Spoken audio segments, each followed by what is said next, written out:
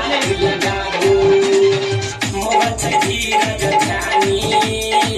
ओकर फायदा उठाबू ओकर फायदा उठाबू खोलू न सारी के सैया चूड़ी में हाथ लगाबू मोहन से धीरज ध्यानी ओकर फायदा उठाबू राजू राजा के मन ताजा राजा कमर धके मारू मजा सैया कमर धके मारू मजा राजा कमर धके मारू मजा मंजरा रिकॉर्डिंग स्टूडियो करिहार। अगर आप सबके गीत निक लगल हेते तो जरूर लाइक शेयर करबे, चैनल के सब्सक्राइब करबे और राजू राजा का हरेक गीत हमरा ई चैनल धीरज ध्यानी यूट्यूब चैनल से मिलते